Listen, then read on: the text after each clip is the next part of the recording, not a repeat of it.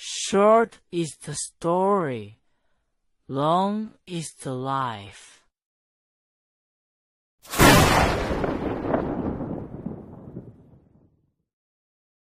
Wukong's archive presents China Urban Legends, the Second Spring Under Heaven. At the foot of Huishan Mountain, there's a spring called the Second Spring Under Heaven. When it came to the spring, the old folks of Wuxi could tell plenty of stories. That the spring water connects to Lake Tai, that the water moves at night, that blind Abing could read the moon by listening to the water. I'd hear these tales and forget them, except for one thing about a reel of tape that I've remembered for 15 years. It started in the autumn of 1996. That year I did equipment maintenance at Wuxi People's radio station. The station's tape library was being moved, and several hundred old open reel tapes had to be cataloged. The usable ones transferred onto DAT, the unusable ones destroyed. The work wasn't heavy, but there was so much dust that, even with 2 masks on, I was still choking. The tape library was in the basement of the office building. Against the north wall, iron shelves reached from the floor to the ceiling, every cubby crammed with tapes. Most of those tapes were news programs from the 70s and 80s, bumper rice harvests, a spinning machinery factory earning merit, National Day garden parties, recorded on open reels under a thick layer of dust. On the innermost shelf, I found a reel with no catalog number. A yellow cardboard box, corners all worn. On the face of the box, written in blue-black ballpoint pen, was a line. Huayanjun 1950.9, do not move. The characters were written one stroke at a time, extremely neat, as if engraved. I took that tape to Old Sun. Old Sun's full name was Zhou Aquan, the station's veteran sound engineer. He joined the radio station in 1965, and every tape that came in passed through his hands. Whenever a tape went bad, a recorder broke, or the machine jammed, the first person everyone called for was Old Sunday. He had a good temper, just talked little, and his answers always came half a beat slow, like he was weighing every word. He was squatting in the corner sorting old microphones when he looked up and saw the yellow paper box in my hand. His face changed instantly. He asked, "That tape, where did you dig it up from?" I said, "The shelf in the very back, 3rd row against the wall." Old Sun didn't say anything. He stood up, took the box from me, and turned it over and over, staring at it for a long time, like he was trying to burn a hole through that yellow paper box. Finally he said, "You don't know Huayanjun?" I said, "Sounds familiar, just can't place it right now." Old Sun said, "Blind Abing. The one who played the Erhu." Then it clicked.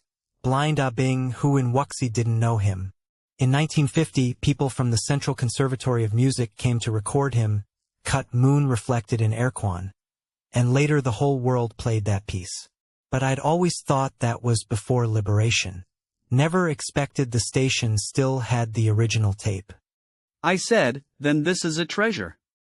Why is it locked away in the back, not even a catalog number?" Old Sun said, "No catalog number because someone wouldn't let it into the register." I asked, "Who?" Old Sun didn't answer. He handed the tape back to me and said, "If you want to listen, go ahead. Just don't spread it around." That afternoon, I was alone in the tape library. It was drizzling outside the window, and the basement was stuffy and damp, the machines giving off heat with a low hum. I took out that tape and weighed it in my hand. It wasn't heavy, but it felt heavy to me. The corners of the yellow paper box were rubbed white, and a line of writing on the cover glowed dull under the fluorescent light. I opened the box. The reel was coffee-colored, and on the rim was a small strip of paper with a line of writing, the handwriting identical to the one on the box, for Erquan. That afternoon, I put the tape on the open reel deck and put on the monitoring headphones. In the hiss of background noise, the Erhu started. The sound quality wasn't great. It was muffled, like it had been soaked through decades of rain. But the tune, you could tell in one listen, was Moon Reflected in Erquan. The opening phrases matched the versions I'd heard before. note for note. I closed my eyes and thought, this is the sound recorded on that dusk in 1950, and 3 months after the recording, the man playing the fiddle died. But when it got to the middle section, the music suddenly stopped. I thought the tape had jammed, and reached for the rewind button. Before my hand touched the machine, a sound came through the headphones. I froze solid. It was the sound of water. Gurgle, gurgle, like spring water bubbling up from under the rocks. Not the kind of water sound you'd hear in a recording studio. It was recorded close to the surface, damp and wet, like someone had stuck the microphone down into the spring's eye. In among the water sounds, there were footsteps. Very slow. 1 step, 2 steps, like someone walking through water. I timed it. 31 seconds exactly. Then the Erhu picked up again. Same piece, and the melody hadn't broken at all, as if those 31 seconds had never existed.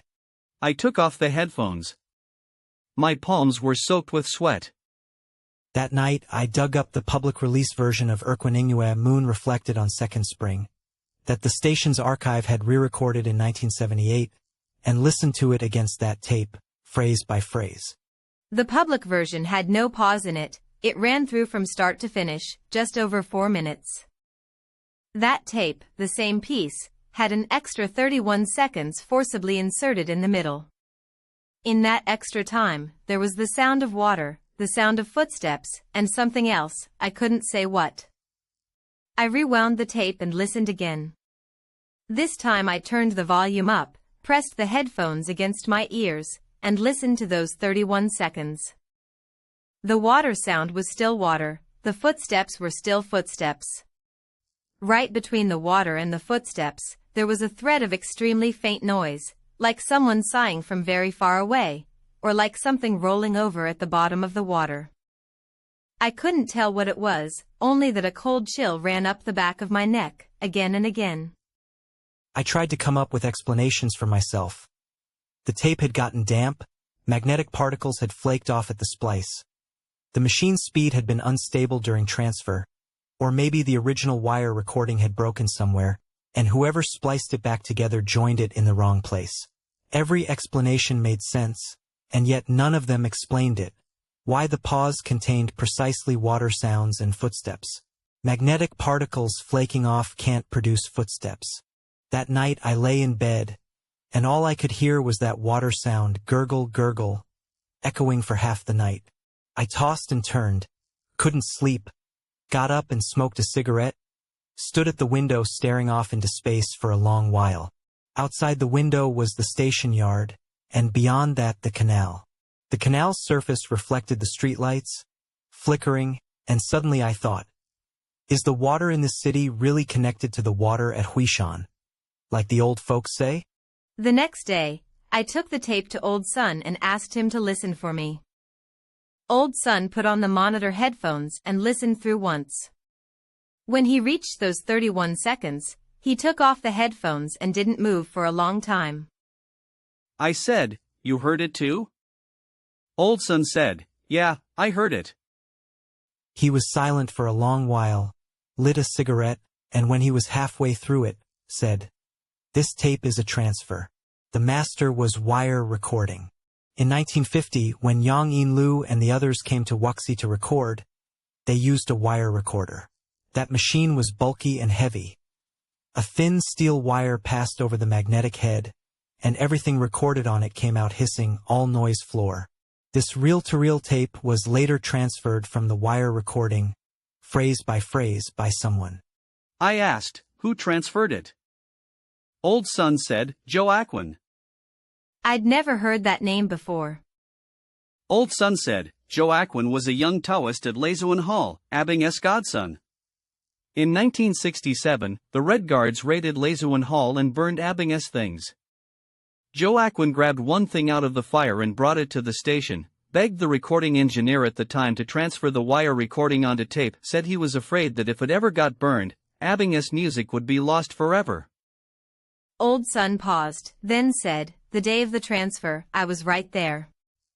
Zhou Aquan stayed the whole night. The recording room door was open, and when I went in around midnight to bring him water, I saw him sitting in front of the machine, ear pressed to the speaker, eyes fixed straight on the spinning reels.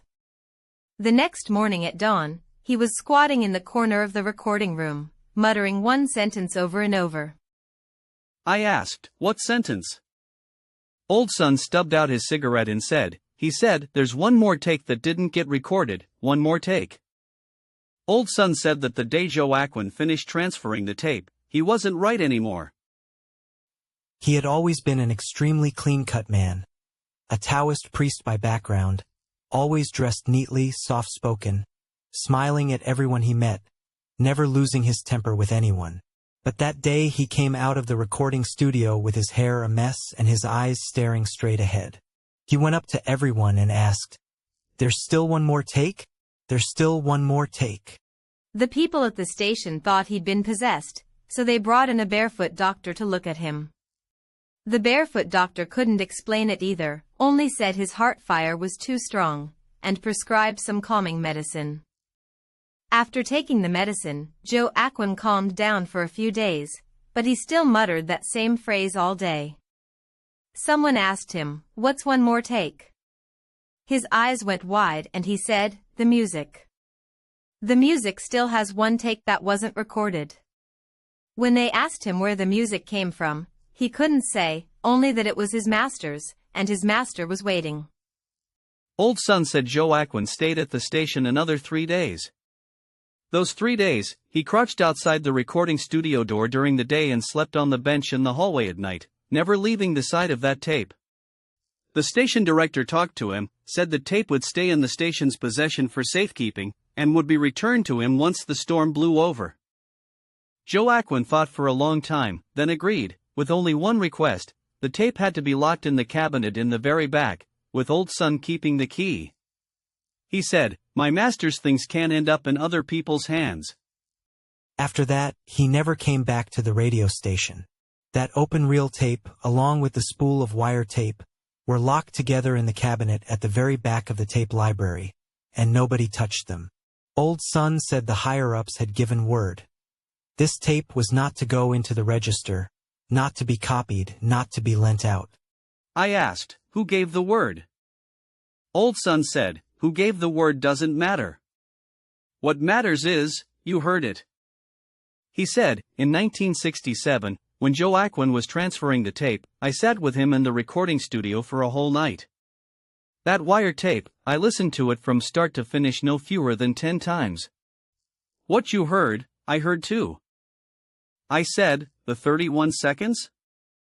Old Son nodded, "The 31 seconds." I asked him what it was. Old Son stubbed his cigarette butt into the ashtray and said, "If I knew, I wouldn't have let this tape stay locked up for 19 years. He paused, then said, "Let me give you some advice, don't listen to it anymore." Zhou Aquan listened to that tape for one night, and he went mad. If you don't want to live the way he did, get it back to them as soon as possible. I agreed out loud, but in my heart I couldn't let it go. Those 31 seconds were like a thorn stuck in my brain. The sound of water, the sound of footsteps, and that one noise I couldn't put into words. The more I thought about it, the more I felt it had come from under the water. Something at the bottom of the water, across the span of over 30 years, had followed the wire tape and the open-reel tape all the way into my ears. For the month after that, whenever I got off work early, I would duck into the tape library, put on the headphones, and listen to that tape. I didn't dare listen to the end. Every time before the piano music stopped, I would shut off the machine. But those 31 seconds, I played over and over no fewer than 50 times. In the end, the moment the water sound came on, my back would tighten, and my hairs stood up one by one, but my hand just couldn't stop, like I was under a spell. To figure out the business with that tape, I started looking into Abing. The station's archive room had a copy of the Wuxi City Gazetteer, bound volumes of old newspapers, and a few little booklets about Abing. I flipped through everything I could find. Huishan, childhood name Abing, was born in Wuxi in the 19th year of the Guangxu reign, that is, 1893. His father, Hua Qinghe, was the head Taoist priest of Leizun Temple, a master of music who could handle the flute, the erhu, the pipa, and the drum, all of it. Abing lost his mother at age 3 and was taken in by his father. On paper, he was his father's apprentice. In reality, he was his father's son. That secret, Hua Qinghe kept for his whole life, and Abing went to his grave without ever knowing. All he knew was that he'd studied music under his master from childhood, and that his master treated him well, far too well for a master and apprentice. Abing studied music under his father and had extraordinary talent. By 17 or 18, he was one of the best-known musicians in the city of Wuxi. People said his pipa wheel-finger technique was so fast it flew, and his erhu could make people cry. Back then, Leizun Temple drew thick incense smoke. On holidays and festivals, when the ritual service opened and Abing sat at the edge of the altar playing his fiddle, the whole hall full of worshippers would fall quiet to listen. After his father died, Abing took over Leizun Temple. But he wasn't good at managing things and he got hooked on opium.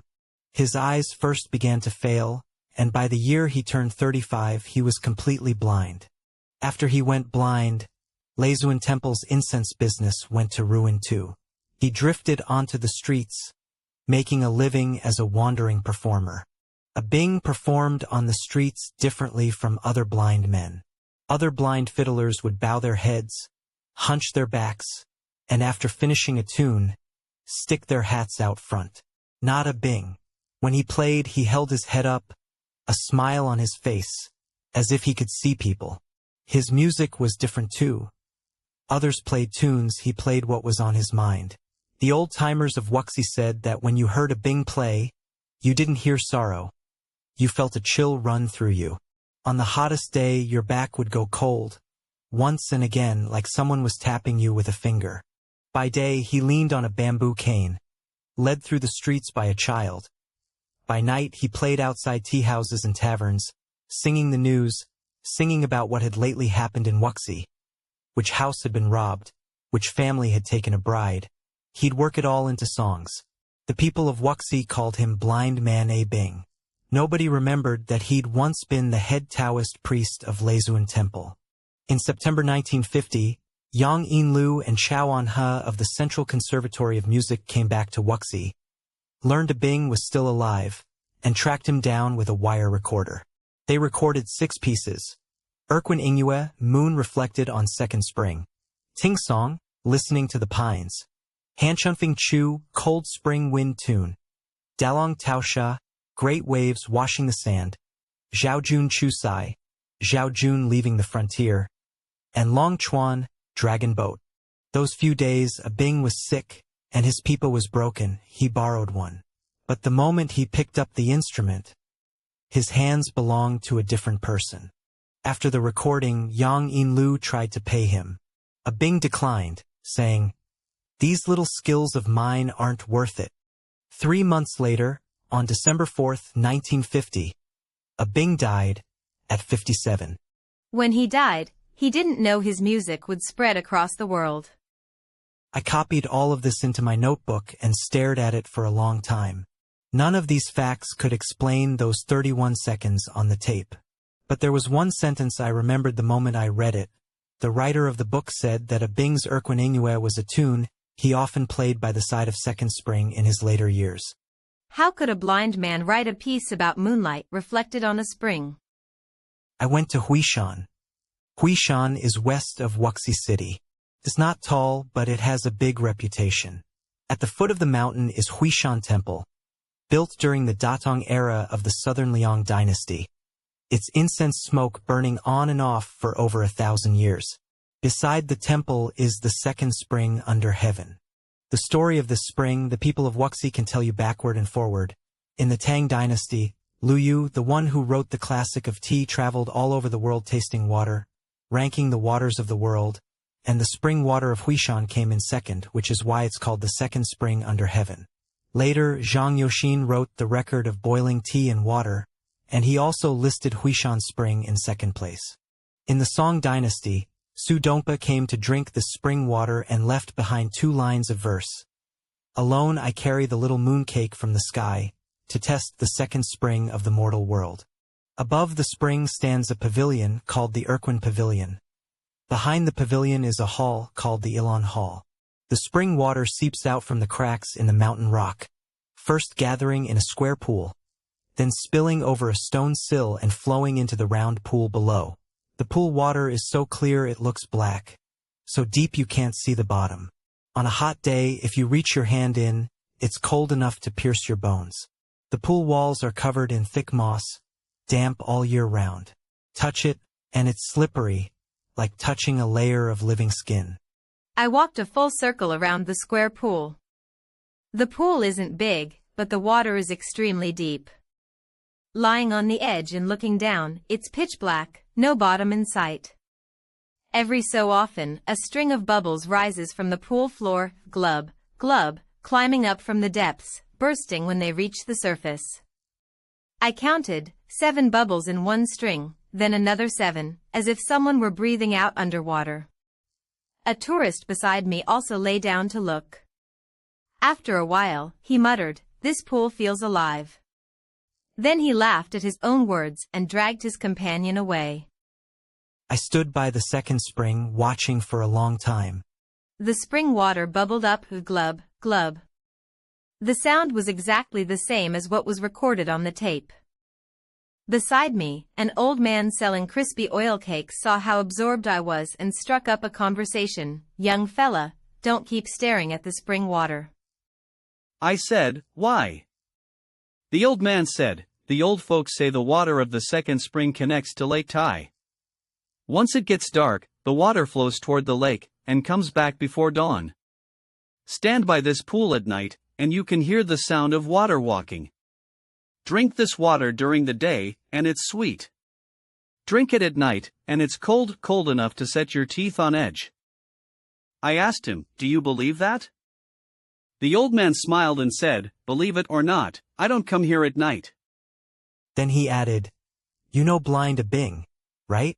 When he was alive, he used to sit here by the second spring all the time. He couldn't see with his eyes, but he listened to the water. Abing said the water would tell him where the moon was. A blind man can't see the moon, but the water can see it.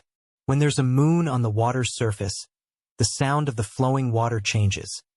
The tune shifts, like someone humming a song down at the bottom." My heart skipped a beat. Moon reflected on second spring, reflected not the moon in the sky, but the moon in the water? I was about to ask more, but the old man had already shouldered his carrying pole and walked off, calling back as he went, "Don't come at night, hear me? At night, this pool doesn't know anyone." After the old man left, I stood by the second spring for a long time again. Tourists gradually grew more numerous. People taking photos, washing their hands, walking in circles around the pool. A young man crouched by the round pool and reached out to touch the water, but an old man next to him shouted him off, "Don't touch that water!" The young man started, drew his hand back awkwardly, and asked, "Why?" The old man said, "This water isn't clean. There's something down at the bottom." The young man asked, "What kind of something?" The old man couldn't say exactly, just shook his head and said, "That's what the old folks always said. Listen to me. Just don't touch it." The young man curled his lip and left. The old man stayed where he was, looking at the pool water, not moving for a long time. There are several different versions of how the name Moon Reflected on Second Spring came about. Yang Yinlu later wrote a memoir article saying that on the day of the recording, Abing first played a piece that had no name. Yang Yinlu asked, "What's this piece called?" Abing said, "It has no name. I played it following my heart. You could call it heart-following piece if you like." Yang Yinlu said, "Heart-following piece isn't good. It needs a proper name." Abing thought for a moment, then said, "Then call it Moon Reflected on Second Spring." That's the most widely circulated version. Some people also say the name was entirely Yang Yinlu's idea, and Abing never suggested it. I originally believed the first version. Until one day, when I brought this up with Old Son, and Old Son told me a third version that he'd heard from Zhou Aquan. Zhou Aquan said that the day the name was chosen was September 2, 1950, at dusk. After the recording was done, Mr. Yang asked about the piece's name. His master said, "Heart-following piece, it has no name." Mr. Yang said, "Having no name won't do. It needs a name." Zhou Aquan said the weather the dusk was oppressively muggy. After the recording, everyone was tired. Mr. Yang sat on the steps of Yilan Hall smoking, his master held his instrument and sat on the blue stone slab by the pond, and Xiao Anha was organizing the wire recording tape nearby. When Mr. Yang asked about the piece's name, his master said it had no name, and the two of them went back and forth like that, neither treating it as anything important. His master was silent for a while, then asked, "What day is it today?" Someone said, "It's early September by the lunar calendar." His master asked again, "Is there a moon out tonight?" Everyone looked up at the sky. It was an overcast day, the sky was a heavy, murky expanse, with no moon. But his master smiled. He said, "Even without a moon, there's still a moon in the second spring. Let's call it moon reflected on second spring." Zhou Aquan said that after his master said this, he tilted his ear toward the direction of the second spring, listened for a moment, and added another line. "It's listening too." Zhou Aquan said he didn't understand that remark at the time. Later, after he'd spent years attending to his master, he slowly began to chew over the flavor of it. His master was blind, but he knew there was a moon in the second spring. Who had put that moon into the second spring? When he got to that thought, he didn't dare think any further. When Old Sun was telling this part, the fluorescent light in the recording studio hummed, and outside the window it was already pitch dark. When he got to the part about who had put the moon into the second spring, his voice got lower and lower, until at the end it was nearly inaudible. I asked him, "Do you believe what Zhou Aquan said?" Old Sun said, "Whether I believe it doesn't matter. What matters is that once you've listened to this tape, whether you believe it or not, you'll know for yourself." When Old Sun got to this point, a chill ran down my spine. I asked, "What is it?" Old Sun didn't answer. He stood up, walked over and closed the door of the recording studio, then sat back down and said, in a voice pressed very low, "Zhou Aquan said that his master spoke of lives beneath the second spring." He said, Zhou Aquan attended to Abing for over 10 years. When Abing went to play his Erhu by the second spring at night, 8 times out of 10 Zhou Aquan was the one leading him there. Zhou Aquan said that when his master played, he never sat in the pavilion, he always sat on that blue stone slab by the pond. The moment the music sounded, the pond water would ripple, ring after ring, spreading outward from the center of the pool, as if someone at the bottom was answering in time, beat by beat. His master said that was it listening. I asked, did Zhou Aquan see it with his own eyes? Old Sun said he did. He also said that once, his master was halfway through a piece when he suddenly stopped, and said to the pond water, "Don't rush.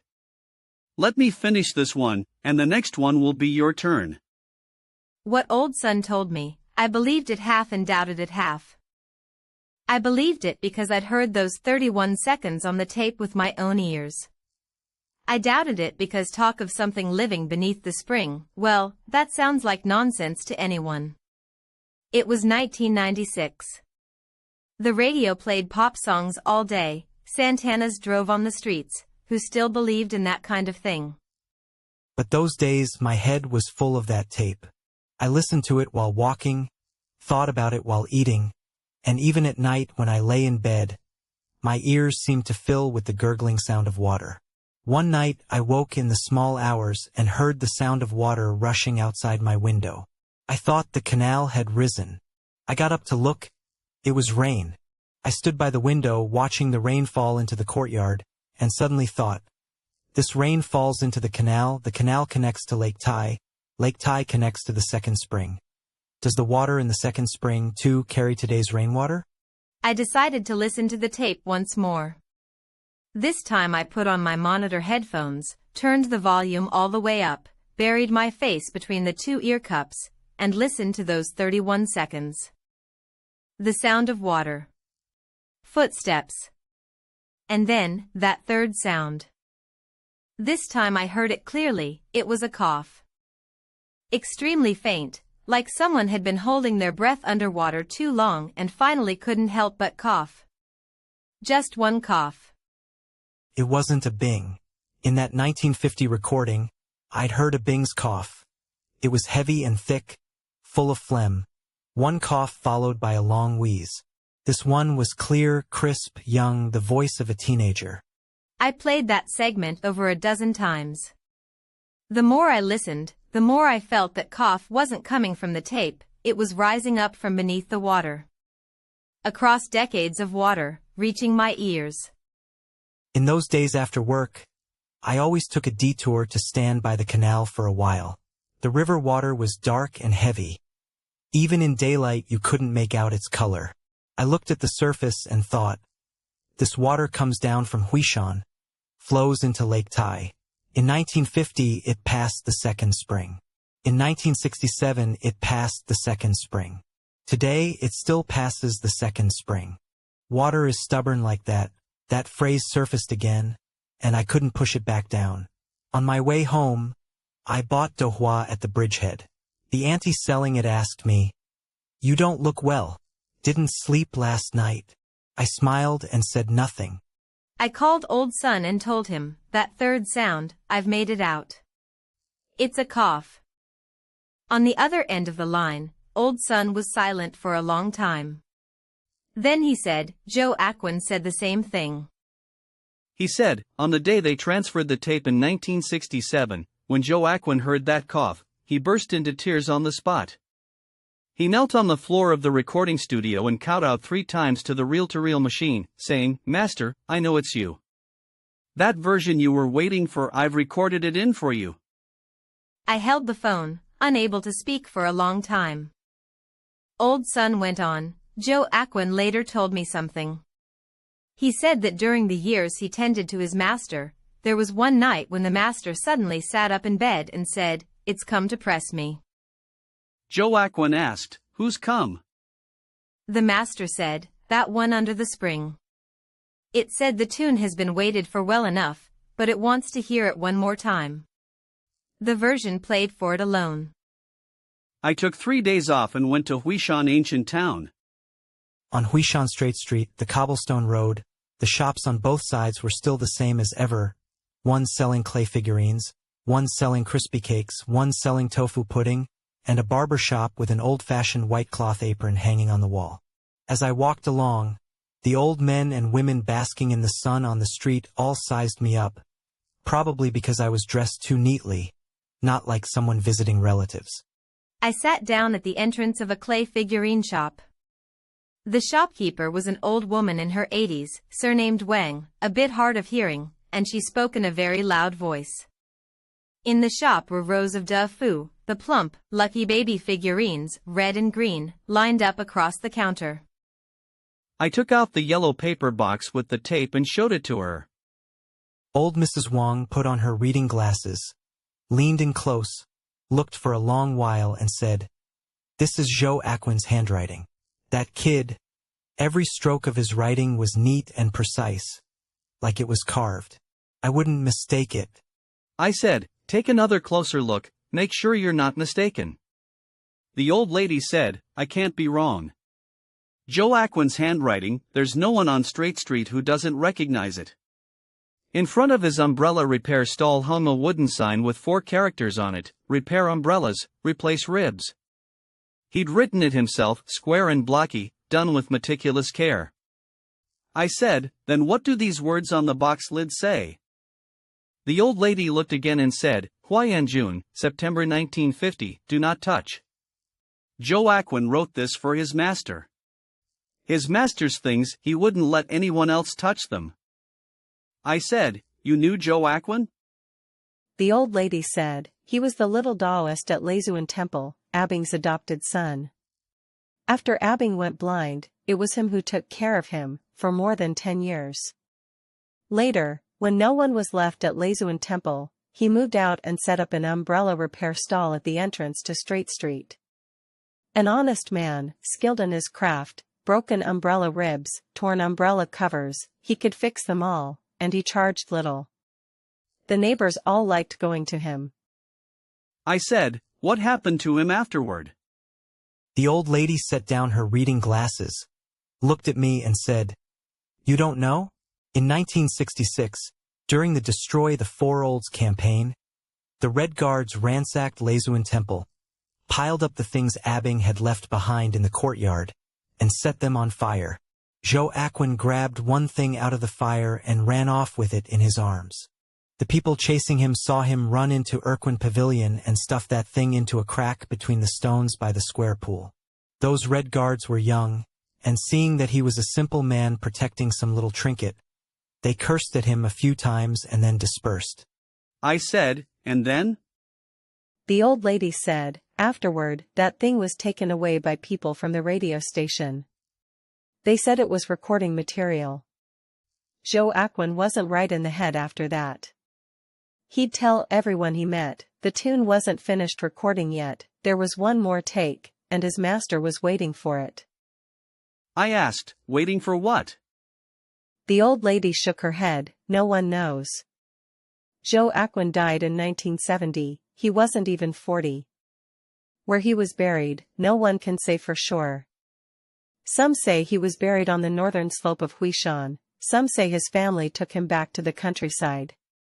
Anyway, the old folks on Straight Street all say that in the last few years before he died, whenever it was a rainy, overcast day, he would sit on the steps of Leizun Temple, cocking his ear to listen, sitting there for an entire afternoon, as if listening to some sound that no one else could hear. She paused for a moment, then added another line, "Young man, I can see you have an honest face, so I'll say a word of advice whether you want it or not. When you get back, burn that tape."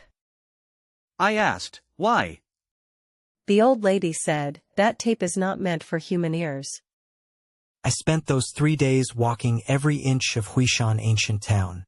Jichang Garden sat right at the foot of Huishan, built by the Qin family in the Ming dynasty, where Kangxi and Qianlong both stayed during their southern tours. Inside the garden was a pool called Jinhui, not large, but its genius lay in borrowing the view. Across the garden wall, the dragon light pagoda of Shishan fell perfectly into the water, its reflection swaying there as if it grew from the pool's floor. The water in this garden was living water, diverted from Huishan. The old folks said that when the Qin family built the garden, they hired a feng shui master to read the veins of the land. The master walked around Huishan for 3 days and finally pointed at the spot at the foot of the mountain and said, "Here the water vein is strongest, and the spring I lies just 3 feet underground. Build the garden here, and the water will nourish the garden, and the garden will nourish the people." Sure enough, when they broke ground and dug 3 feet down, water emerged, and they channeled it into Jinhui. It never went dry in several hundred years. I sat on a stone bench by the pool for a while, watching the pagoda's reflection ripple and sway in the water, and felt an inexplicable tightness in my chest. This garden's water and the second spring's water were separated only by a single ridge of mountain. Water follows one vein. The more I thought about it, the more sense it made. Donglin Academy wasn't far away. Gu Xianqing's famous couplet was still carved on the wall. The sound of wind, the sound of rain, the sound of reading, all enter the ear. Family affairs, state affairs, all under heaven affairs, all concern the heart. There weren't many visitors in the academy. 2 old osmanthus trees stood in the courtyard, their leaves black-green. I stood at the academy gate for a moment, then didn't go in. In the afternoon, I went back to Jichang Garden and got to talking with an old man who was playing chess there. The old man's surname was Qin, and he said he was a descendant of the Qin family. His ancestors were the original owners of Jichang Garden. He moved slowly at chess and spoke slowly too. One game took 2 hours, and he spent the whole afternoon talking about water.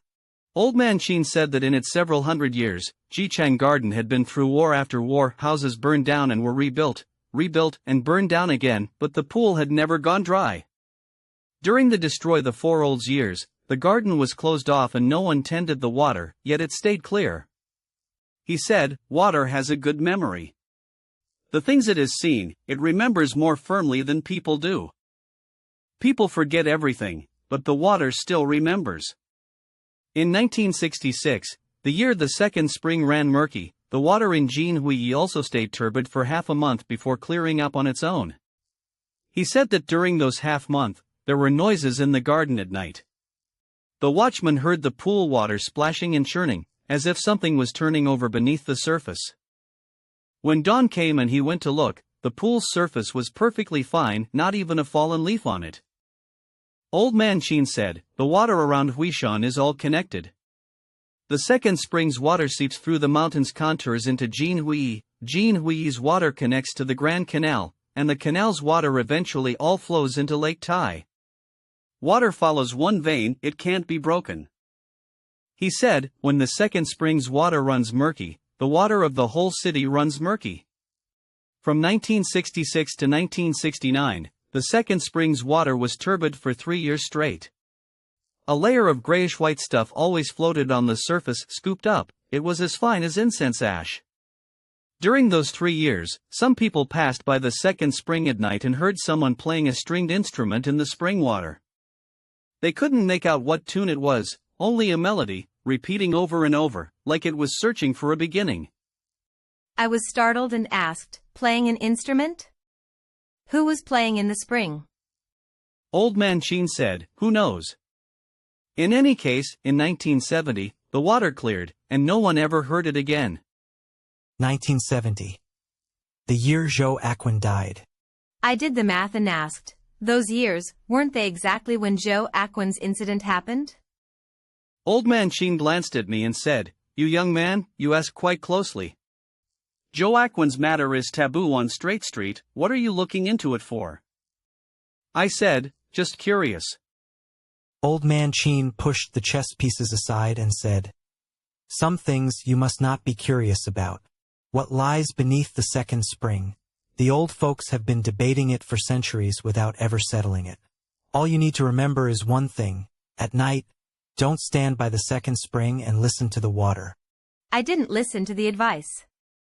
In early October 1996, after the autumn equinox, it got dark early. At 9:30 p.m., I climbed over the wall into Huishan Temple from the side of the Listening to Pine stone bed. The Listening to Pine stone bed was a Tang dynasty stone.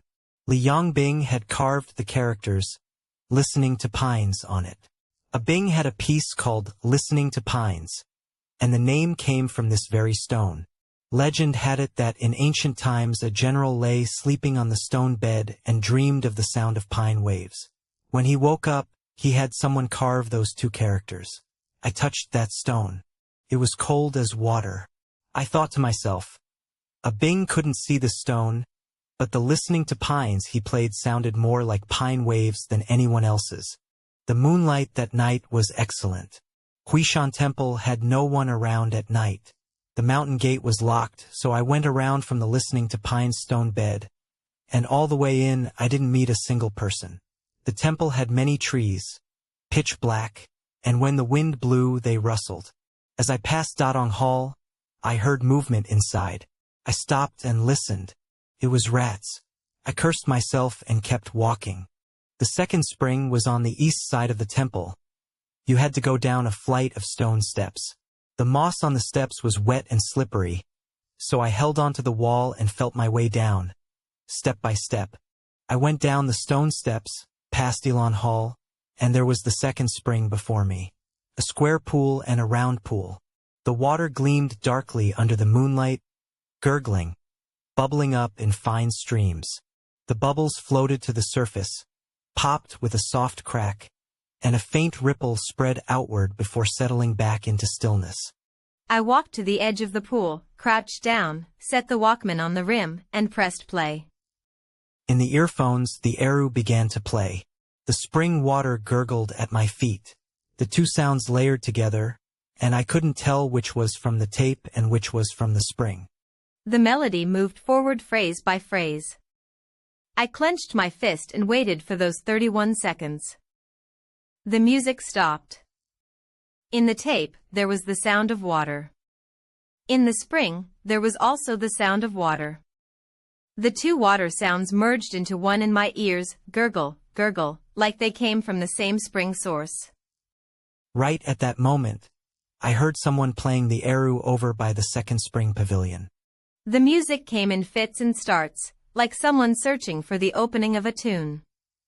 Playing half a phrase, then stopping. Playing another half phrase, then stopping again. Over and over, just refusing to play the whole piece through. I stood up and walked toward the second spring pavilion. After 4 or 5 steps, the music stopped. There was no one in the pavilion. Moonlight fell on the pavilion pillars. On the pillars were carved characters, a later edition. Second spring under heaven.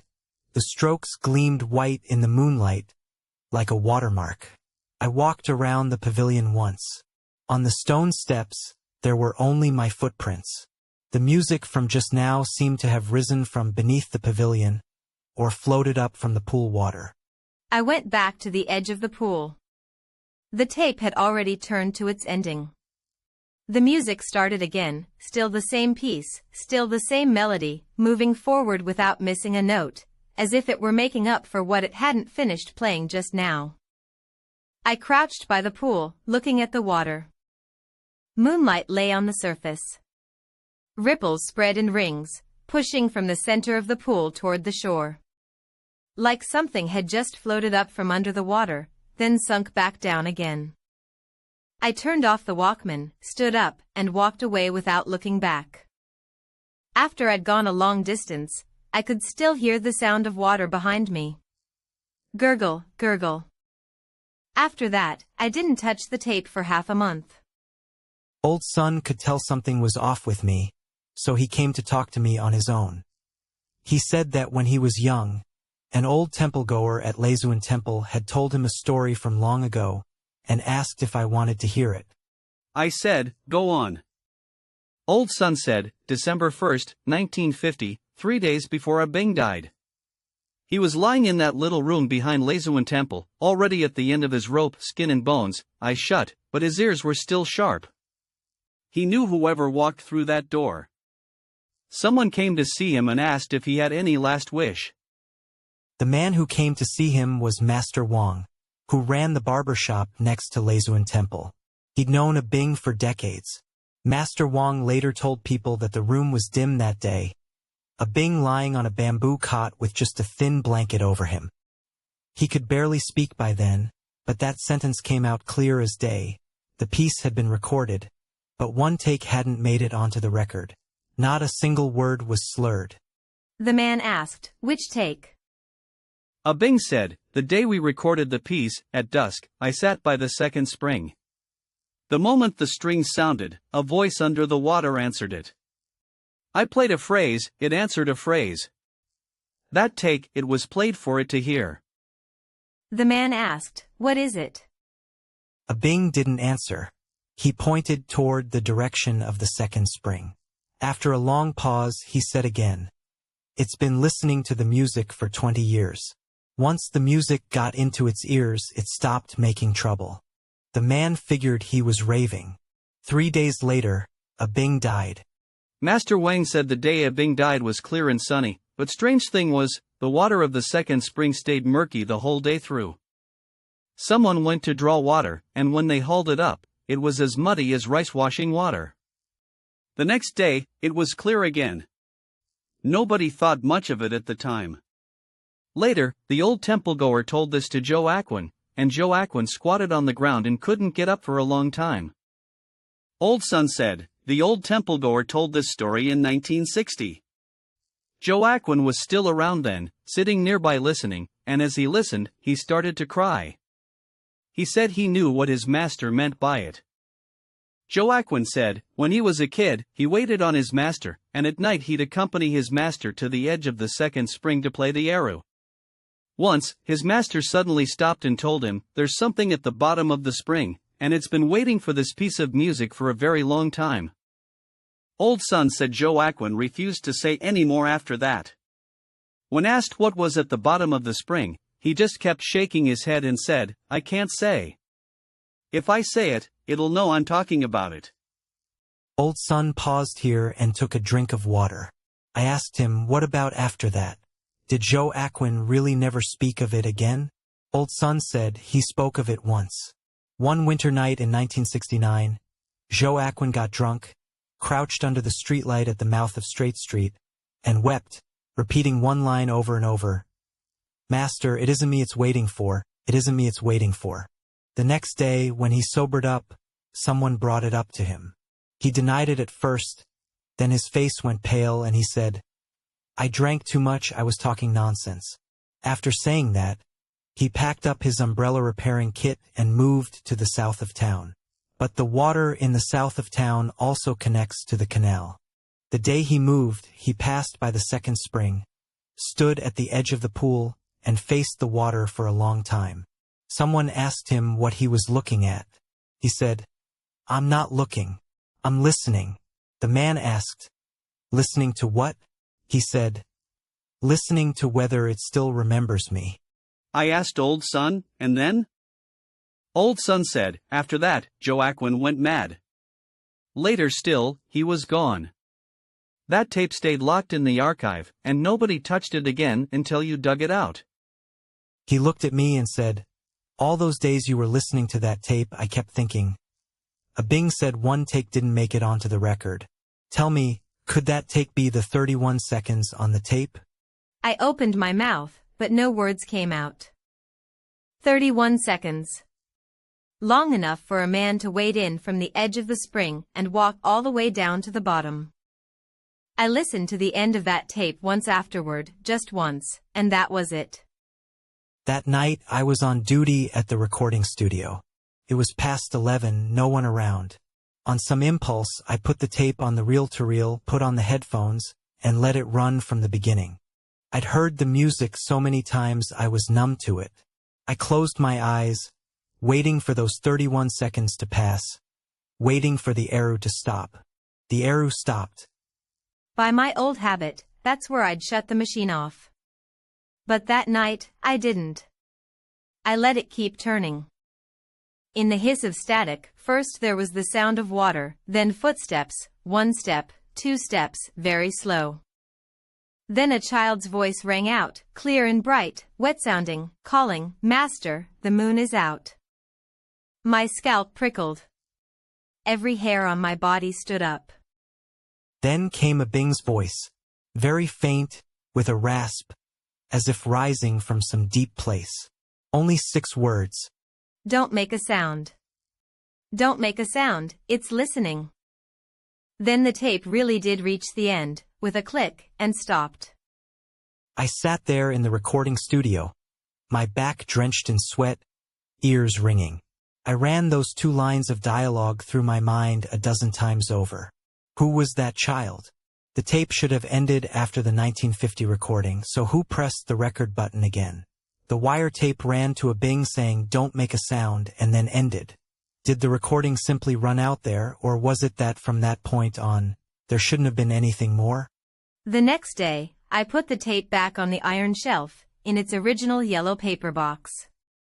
After that, every time I passed the tape archive, I'd glance inside, and only when I saw that yellow box still lying on the shelf would I feel at ease. In the register, I wrote in the remarks column, unlabeled tape, contents to be determined. At the end of the year, the tape archive was officially relocated. In the new storage room, I searched every shelf. That tape wasn't there. I asked Old Sunday. Old Sun said, destroyed. During last year's cleanup of old tapes, this one was on the destruction list. I said, who signed off on it? Old Sun looked at me. I did. He said, you think I was doing you harm? If that tape stayed around, people would keep listening to it. And after listening, someone would go looking for that one pass. And if they found it, who knows what would happen? Back in 1970, when Zhou Aquan died, I should have burned it. I kept it for 26 years. That's enough. I stared at Old Sun, unable to speak. In 2011, I was passing through Huishan. By the second spring sat an old blind man playing the Erhu, and what he was playing was Moon Reflected on Second Spring. I stopped and listened for a while. Midway through the piece, he suddenly stopped, tilted his head in my direction, and smiled. You heard it too? I said, heard what? He said, that sound in the water. I stood there, looking at him for a long time. He couldn't see me, but I knew he was waiting for me to ask the next question. I didn't ask. I turned and walked away. A dozen paces out, the Erhu started again. Still that piece, still that melody. The wind blew over from Huishan, carrying the dampness of the spring. I thought to myself, that sound, which sound was it, exactly? The story's finished. What do you think? If you enjoyed this story, please like and subscribe. New urban legend every day.